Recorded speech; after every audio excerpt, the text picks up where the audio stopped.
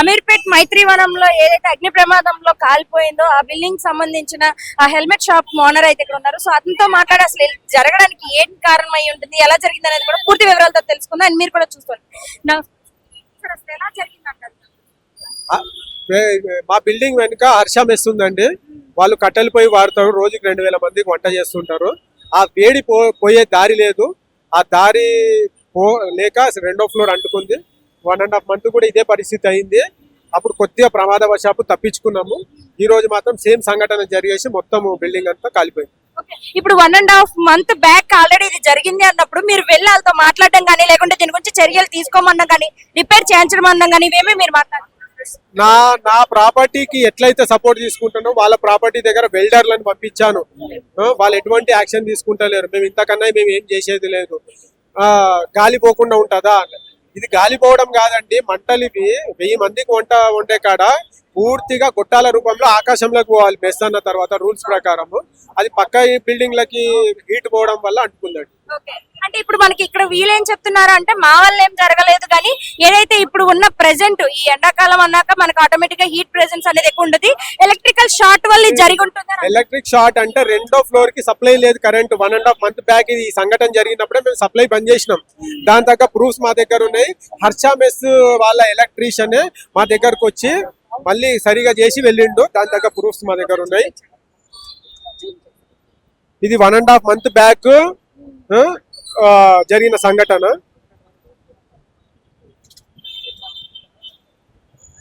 Second floor లో జరిగిన సంఘటన ఇది. మేము కరెంట్ లేకుండా 1 week కంటిన్యూ చేసినాం మా షాపు. తర్వాత ఫాలో అయితేనే ఉన్నాము. హర్ష మెస్ ఇదేనండి, హర్ష మెస్ హర్ష విజయ్. కరెంట్ లేకుండా లాస్ట్ మెసేజ్ కూడా చూడండి, జూమ్ చేయండి. పొగ వస్తుంది, we are taking seriously. 19th May కి మేము వాళ్ళకి పూర్తి మెసేజ్ ఇచ్చినాము. ఆఖరికి వాళ్ళని కొట్లాడటానికి కూడా మేము రెడీ అయినాము. మేము మామూలు మనుషులమండి, ఏం కంప్లైంట్ చేస్తాము, ఎక్కడ చేస్తాము. యాక్చువల్ గా 1.5 month బ్యాక్ ఫైరింగ్ డిపార్ట్మెంట్ వచ్చినప్పుడే వాళ్ళు హర్ష మెస్ ని క్లోజ్ చేయాలి. వాళ్ళు క్లోజ్ చేయలేదు. ఈ ప్రమాదం జరిగిందండి. సో దాదాపుగా ఎంత వరకు నష్టం వచ్చిందా? Total first floor second floor మొత్తం నాదే అండి. బిల్డింగ్ నాదే, టోటల్ షాప్ కూడా నాదే. 3 కోట్ల వరకు నష్టం వచ్చిందండి. ఇప్పుడు మా ఫ్యామిలీ మొత్తం దీని మీద డిపెండ్ అయినాము.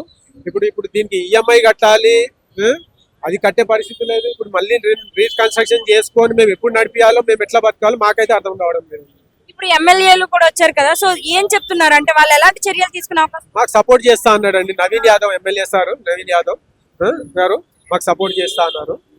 ఇప్పుడు అసలు ఆ హర్ష మెస్ వల్ల జరిగింది అని అన్నప్పుడు, గతంలో కూడా జరిగినప్పుడు మీరు పోలీస్ కంప్లైంట్ ఇవ్వడం కానీ లేకుంటే అయితే యాక్చువల్ గా 11-11:30 గ్యాప్ లో నేను లోపల ఉన్నాను అనమాట. ఎందుకంటే ఫైర్ బయట ఉంది, మాకు తెలియదు. మేము లోపల ఉన్నాము. ఏదో ఒక అన్నోన్ పర్సన్ వచ్చి ఇట్లా బిల్డింగ్ కి ఫైర్ యాక్సిడెంట్ అయింది అని చెప్పేసి నేను స్పాట్ లో బయటకు వచ్చేసి చూసినా అనమాట. పైన ఫైర్ స్టార్ట్ అయిపోయింది. పైన హెల్మెట్ షాప్ లో 10 to 15 members దాకా వర్కర్స్ వర్క్ చేస్తున్నారు. వాళ్ళకు కూడా తెలియదు, ఎందుకంటే ఫైర్ బయట నుంచి స్ప్రెడ్ అయిపోయింది బాగా. నేను వాళ్ళకి కాల్ చేసి ఇట్లా ఇమీడియట్ గా ఫైర్ యాక్సిడెంట్ అయింది, రండి బయటికి రండి అంటే వాళ్ళు స్పాట్ లో బయటకు వచ్చేసారు. ఇంకా 10 to 15 minutes గ్యాప్ లో చూస్తుండగానే మొత్తం 2 floors కాలిపోయింది. కాలుతూ కింది ఫ్లోర్ వరకు వచ్చేసింది. అయితే ఇప్పుడు మనకి షాప్ ఓనర్ తో మేము మాట్లాడటం అయితే జరిగింది. ఆయన ఏమంటారంటే వెనకాల హర్ష మెస్ అయితే ఉన్నారు, సో వాళ్ళ వల్ల ఈ ప్రమాదం జరిగింది అని అతను అంటున్నారు. కొంతమంది ఇక్కడ ఇచ్చిన సమాచారం మేరకు ఎలక్ట్రికల్ షార్ట్ అవ్వడం వల్ల ఈ అగ్ని అయితే జరిగింది అని అంటారు. సో అసలు మీరేమంటారు? ఎగ్జాక్ట్ గా రీజన్ అంటూ తెలీదు. 2 reasons అయితే ఉన్నాయి మెయిన్ గా. ఒకటి ఫైర్ అవ్వడానికి ఒక రీజన్ వచ్చేసి షార్ట్ సర్క్యూట్. ఎందుకంటే పైన ఎలక్ట్రిక్ సిస్టమ్ చాలా ఉంది, లోపల ఏసీలు ఉన్నాయి, ఫాగ్ గ్యాస్ క్రియేట్ అవుతుంది. ఇంకొకటి పక్కల ఈ బిల్డింగ్ లో హోటల్ ఉంది, హర్ష మెస్ అనే హోటల్ ఉంది. వాళ్ళ త్రూగా కూడా ఛాన్సెస్ ఉన్నాయి అనమాట. ఎందుకంటే గ్యాస్ సిలిండర్స్ యూజ్ చేస్తారు కాబట్టి ఫైర్ అవ్వడానికి ఛాన్సెస్ అయితే ఉన్నాయి. సో ఎగ్జాక్ట్ రీజన్ అంటే తెలియదు. ఇవి 2 reasons అయితే ఉంటాయి మెయిన్ గా. సో అసలు ఎన్నింటికి జరిగింది అంటారు ఇదంతా కూడా? ఒక 11 ఇది 11:30 to 12 గ్యాప్ లో ఫైర్ అనేది స్ప్రెడ్ అయిపోయింది బాగా. సో పోలీసులు ఏ టైంకి వచ్చారంటే ఇప్పుడు అగ్నిమాపక కేంద్రము ఇవన్నీ వచ్చేసరికి ఆల్మోస్ట్ సగానికి పైన ధ్వంసం అయిపోయినట్టు కనిపిస్తుంది. యాక్చువల్ గా నేనే అనమాట కాల్ చేసింది ఫైర్ ఇంజన్ కి. చిన్న నిప్పు అంటే ఆల్మోస్ట్ ఒక బ్యానర్ కూడా కాలేదు. ఒక 5% కాలిన వెంటనే నేను కాల్ చేసిన, ఫైర్ ఇంజన్ కి కాల్ చేసిన. ఒక 15 to 20 minutes గ్యాప్ లోనే ఫైర్ ఇంజన్ వచ్చింది.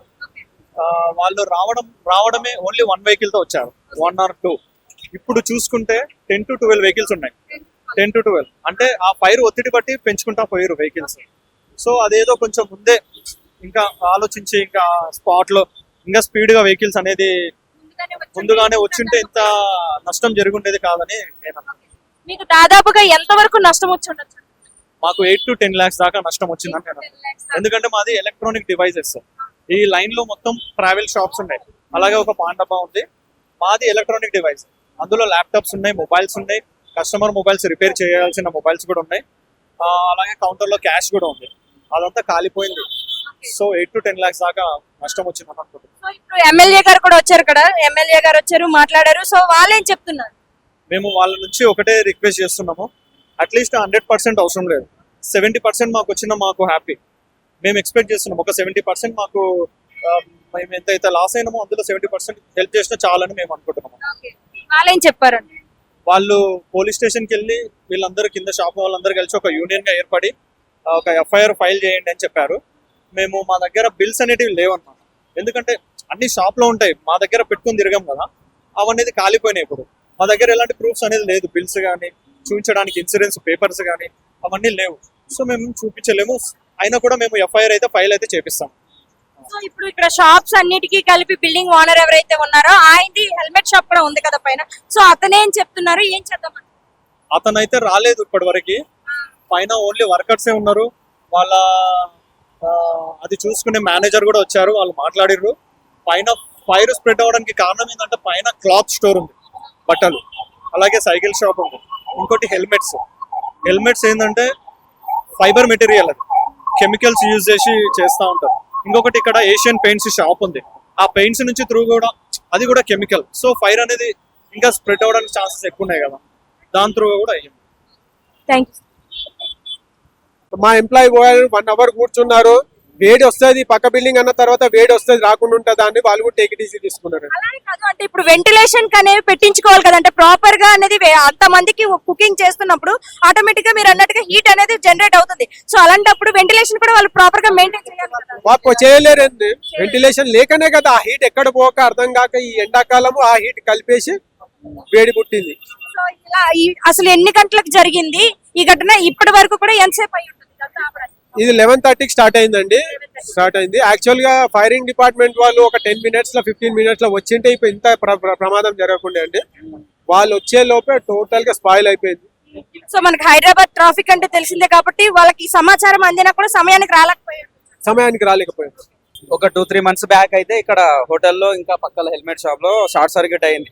తర్వాత వాళ్ళు చేపించేసారు, మొత్తం ఫ్యూజెస్ ఉన్నాయి కదా, అక్కడ ట్రాన్స్ఫార్మర్ ఉంది, అది చేపించిన తర్వాత మళ్ళీ ఇప్పుడు సడన్ గా ఫైర్ అయింది. అక్కడ నుంచి పైనుంచి మంటలు వస్తున్నాయి సన్నగా, అది ఎక్కువ బర్నింగ్ ఉంది.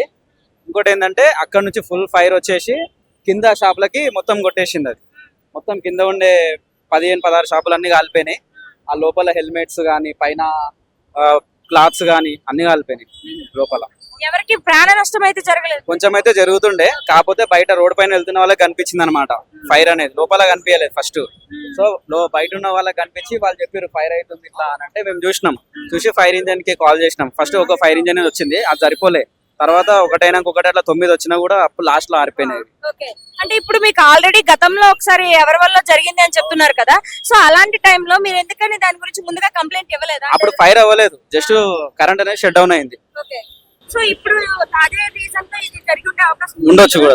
ఓకే, అంటే మనకి వచ్చిన సమాచారం మేరకు మొదటగా కింద ఇక్కడ ఫైర్ యాక్సిడెంట్ అయింది, సో ఇదే అనేది పై దాకా వెళ్ళింది అని చెప్తున్నారు. ఇది నిజం అంటారు లేకుంటే ఎలా జరిగింది అంటారు? పైనుంచే ఫైర్ అయింది, ఫైర్ అయింది, ఓకే, పైనుంచి ఫైర్ అయింది. కింద షట్టర్లు అందుకే క్లోజ్ చేసేసారు దన్నదన్న, కాబట్టి కింద కొంచెం అక్కడక్కడ షట్టర్లు ఒక 2-3 సేఫ్ ఉన్నాయి, ఇంకా మిగతావన్నీ కాలిపోయినాయి. పైన ఉన్న లిక్విడ్ కెమికల్ కారుతుంది కదా, అది కారి కింద అది అయింది, ఫైర్ అయింది. అంటే ఇప్పుడు ఇక్కడ ఫైర్ అవుతున్నప్పుడు మీకు తెలియదు, మీకు ఎవరు ఇన్ఫర్మేషన్ ఇచ్చారంటే బయట నుంచి చూసిన వాళ్ళు లోపల బస్ స్టాప్ కదా ఇది, మైత్రివనం బస్ స్టాప్, అక్కడ ఆగాల్సిన బస్సు ఇక్కడ ఆగితే వచ్చి ఇక్కడ చూసిన వాళ్ళు చెప్పి ఇక్కడ ఫైర్ అవుతుందని, అది చూసి చెప్తే మేము మన దానికి కాల్ చేసినాము ఫైర్ ఇంజన్ కి. సో దాదాపు ఎంత వరకు నష్టం జరిగింది ఉండొచ్చు? ఒక్కొక్క షాప్ లో ఒక 12 to 15 lakhs వరకే ఉంటాయి, కొన్ని షాపులలో 30 lakhs కూడా ఉంది, కొన్ని షాపులు అట్లా ఉన్నాయి. ట్రావెల్స్ ఉన్నాయి, ఎలక్ట్రానిక్ డివైజెస్ ఉంటాయి, కంప్యూటర్ డివైజెస్ ఉన్నాయి, అమౌంట్ ఉంటాయి కొన్ని కౌంటర్లలో. ఆ పైన మొత్తం హెల్మెట్లు అన్ని ఇంపోర్టెడ్ హెల్మెట్లు ఉన్నాయి, అన్ని నార్మల్ కూడా కావు, అన్ని కంపెనీ హెల్మెట్లు ఉన్నాయి అన్ని.